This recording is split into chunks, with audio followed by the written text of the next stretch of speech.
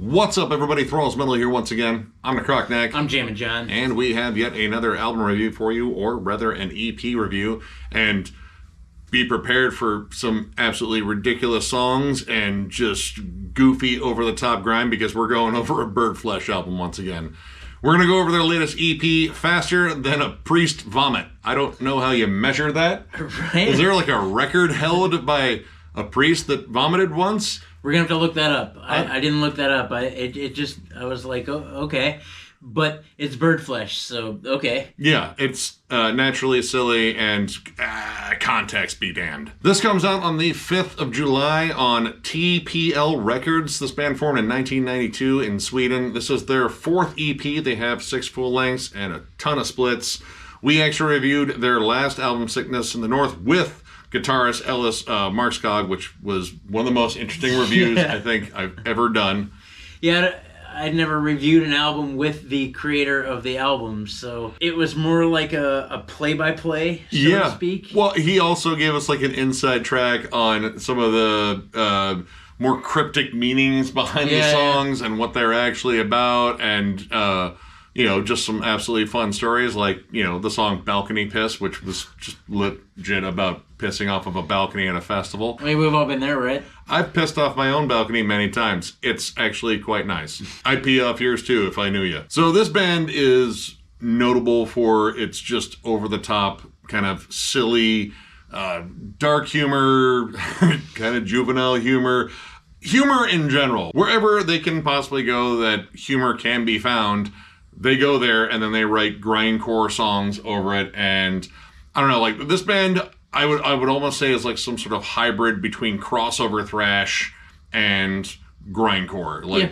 this is like Iron Reagan if they decided to go like full on grind. And honestly, it kind of works because, while it's grind at its heart, there's a lot of thrash metal riffs. And, this band is kind of like sneaky with plugging in like really clever riff ideas in these short, ridiculous songs. And at 13 songs, this record clocks in at less than 13 minutes, so it is true grind in that fashion. Like the song Toxic Mutilation, which clocks in at 6 seconds exactly. The lyrics to this song are pretty simple. An alcoholic ate my liver and then relapsed. There you go. A complete story in one sentence in a 6-second grindcore shit fit. That's what grindcore offers us. That's what grindcore does. They give us this. Right. You have songs about alcohol. You have songs about what I think is probably Toledo's hero, Maggot Boy. He's not the hero we necessarily need, but he's the hero we probably have. I'm pretty sure he lives on the east side. Yeah, we did not ask for him, yet we have him, and I would bet money on the fact that he lives on the east side of Toledo. Yeah, he just showed up, and we were like, dude, go away. And to the east side he went, which is still technically Toledo. Every song in here is short. I would say violent, even though like all the songs are silly and goofy. I mean, you do have some songs that sound more violent, like Pulverizer, but it's probably about something completely different that's just dumb. But compared to like previous releases, this is probably one of the most raw sounding releases I've heard from them in a while. Like the production here is gritty. Like as soon as that guitar tone comes on, this one snarls with a fury that I have not heard on like maybe like the past couple of releases. The whole record is comparable to what I would state to be an old man with dementia yelling at you to get off his lawn. Like, because everything snarls. All the vocals are just... That's weird because both of those gentlemen are running for president. Right now. I would probably compare it to bands like Nawesome or Rotten Sound, except, instead of being fiercely political, this likes dick jokes, or, rather butthole jokes, too. The song Unholy Anal, which I called Catholic Loophole Grind.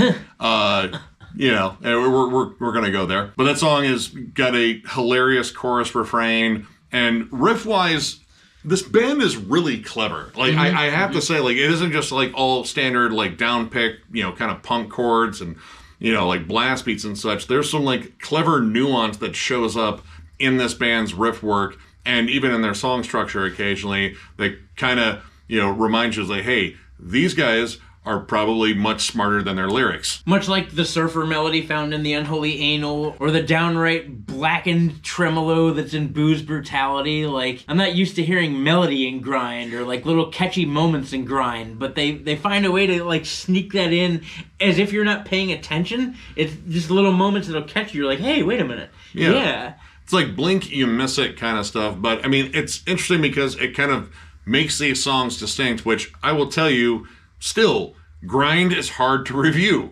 because all the songs are super short. It's like, all right, what did you hear? Like, people screaming. I don't know what happened. Did we listen to a song? No, we listened to 3 songs. Yeah, because if I wasn't paying attention, this whole record would have blown by and I would have had no idea that these songs were separate. Yeah, because, I mean, honestly, they go into one another really well. And, you know, occasionally you'll get like a break with like a sample, like the opening track, Death Trapped. I don't know what's going on. There are people making weird noises, trying to pronounce things in different languages, which they're Swedish. So that's already a different language to me, but I don't know what they were trying on there. I'm not 100%, like in Death Trapped, I'm not really sure what that was. And then lyrically, it's about dying in an avalanche. And I'm relatively certain that guy in the beginning said nothing about dying in an avalanche. I have no idea because sometimes the titles don't necessarily allude to, you know, what the song is about. But sometimes they do, like Till the Day I Diet, I think is absolutely hilarious. And surprisingly, it's one of the few on here that isn't very blasty. It's mostly D beats and like very thrashy riffs. Like there's a lot of thrash metal on here. It's about dying from eating too much fast food. One of the lyric moments in there says, "Burger King, please fill my diaper to the brim." I think you skipped a step there. Like they're supposed to fill your pie hole first. I'm not sure what they did, but it's comical. Or even songs like the last track, "Crack my finger, finger my crack." That's what it is. That's what he says. Yeah. I get it. Just gotta graze the old mud valley and we're done. Like that's a song. All 9 seconds of it? All 9 seconds of it. Vocally, well, I mean, all 3 members of this band all contribute vocals, so there's a lot of vocal trade-offs on here. And everything on here is moving at 4 million miles an hour. Yeah. We checked. Or at the speed a priest vomits, which we didn't check. I don't know. I mean, we were probably looking for like miles per hour, but they're, you know, European, so it's probably kilometers per hour. So yeah, we probably just didn't factor in that. And speaking of fast, the drum work. Now, once again, in grind, drum work is always done at a mile a minute. Or kilometer. Or kilometer, I'm sorry, Sweden. The drums sit at a really nice level. Normally, at that speed, it just kind of like blends in, but the snare's super punchy, and the kick hits nicely, and like it's not overpowered by cymbals. And he's doing a good job. He lands every single thing that he does. The D beats are on point. The faster D beats are on point. The blasts are on point. Like, he's doing a good job. Yeah, there's some like solid fills in there. Like, I really like the drum work on Pulverizer in particular. Like, there's some good like just changeovers and transitions in there that are just super smooth. Too Sick to Suck, he actually switches over to a single kick blast, like an old school, I mean, kind of like crossover, like Cryptic Slaughter kind of blast beat. And I mean, the D beats are always fun, like Booze Brutality, which I thought was pretty much an ode to every municipal waste mosh pit ever. Turns out it's just about kind of drinking yourself to death and going to jail and your kids won't bail you out. Also an interesting story. But that song is like a little bit more on the punk side. It kind of switches up to like some thrashy sections, but the big standout moment are like, again, like catchy tremolo harmonies. And melody, I mean, it isn't as though it's not welcome in grindcore. It's just generally not offered a spot at the table very often. But those have, like, again, like a little bit more of a blackened quality to them, and it kind of opens up the song for a moment just long enough for you to go, wait, what was that? That was really different. Maggot Boy also has, like, almost a more death grind sound. Like, you get those deeper, like, death metal tremolos on there, too. And it's just cool to hear them work all this in these ridiculously short, ridiculously ridiculous songs. It's ridiculous. And in no way redundant. As far as negatives are concerned, I really don't have any. Again, it all came at me so fast, I'm really unaware. That's what she said. But I thought the vocals sat back a little bit further than they used to. Like, because normally you're able to hear him, or all of them, I guess in this case, just a little bit more clear. I use Coffin Fucker as an example. That one you can hear most of the lyrics, and that still gets stuck in my head because it's catchy and pretty awesome. But, I mean, I don't know. maybe they didn't sit too far back. I'm not really sure. I'm not really sure if that's a gripe, because musically it was really good, so I don't know. I mean, I heard that too.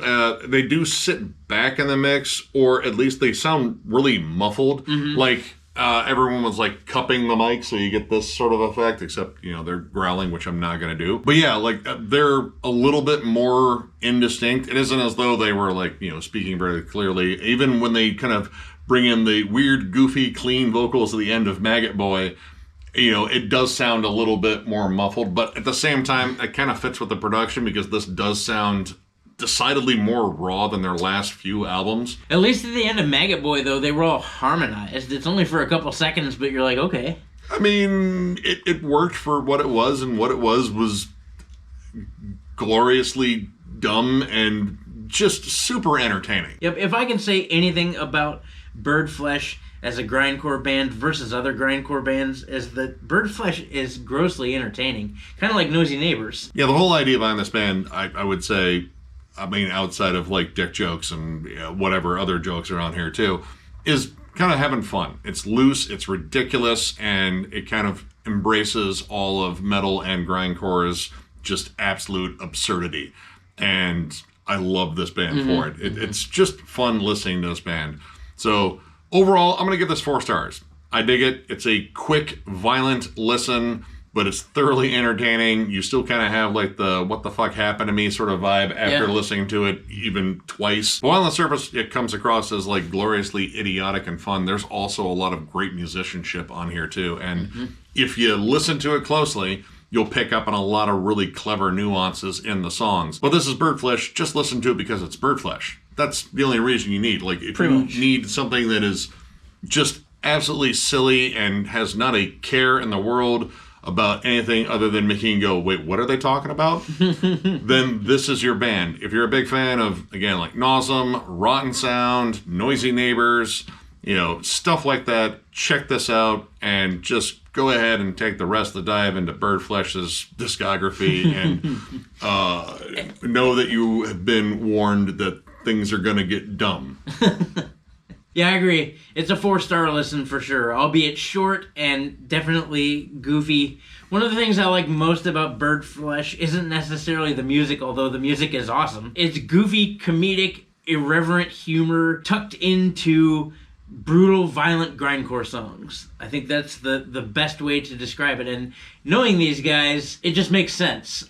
The songs, again, short but grossly entertaining. They do pack a real punch in there, and there is a bunch to hear wrapped up in a 1.5-minute song, or a 6-second song, or whatever. Things I wasn't expecting, melodies, harmonies, gang vocals I was definitely expecting, but not harmonized gang vocals. Crack fingering.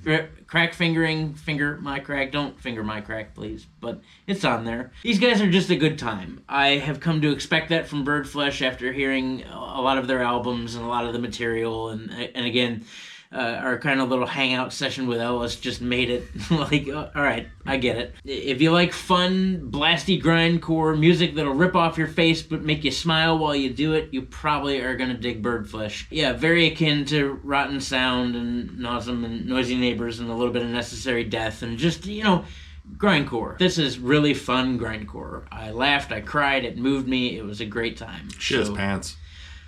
I farted. It may or may not have come with a prize. I did have tacos last night. So, if you enjoyed this review, give it a thumbs up. And if you are new to the channel, subscribe, because we do stuff like this all the time. We are also on Patreon. If you'd like to help us out there, there's a link down below, thrallsmetal.com. Our Patreon link is there. It is also on our channel, up in the banner in the bottom right-hand corner. But if you are looking for Thralls Metal stuff, you have to go to thrallsmetal.com. We have t-shirts, both old and new. The old ones are discounted, provided we have your size. We even have hats, too, so if you're looking for any of that stuff, click the link down below. Tons of stuff going on at Thralls of Metal, album reviews, discography rankings. We finally got a date set for Meshuggah, so that'll be pretty cool. Is it metal, is it not metal? Nick's unending collection updates, because that's what he does. All this stuff here at Thralls of Metal we do for you guys. Thank you to all of our family, our friends, our subscribers, everybody that keeps in touch with us, those of you that come up to us at shows and let us shake your hand, or you want to shake our hands, or do fist bumps, or take pictures, or whatever. We love that. This has become a giant part of our lives. It's something that I look forward to every week.